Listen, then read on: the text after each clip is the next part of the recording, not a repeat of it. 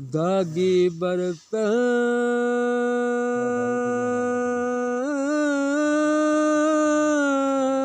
साफ ज़्यादा ते सुच्चा मोती विच पड़दे जेड़े रहना बरच परदेसी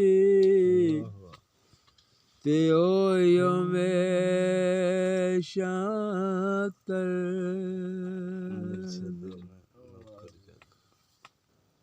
मुर्शद दा मैं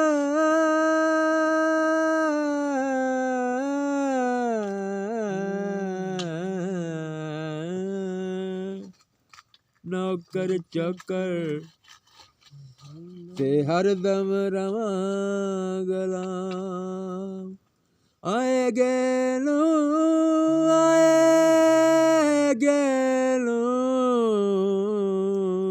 चा पानी ते नाले करां सलाम आए गेलो चा पानी ते नाले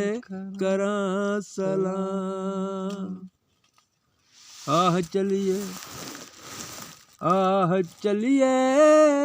किकरा ताई ओथे मेरी सरकार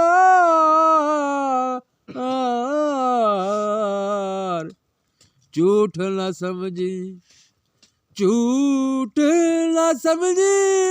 तू परदेसी ओते वे दे तार किलो दसां ए राज दियां गल्लां मैं किलो दसां ए राज दियां गल्लां।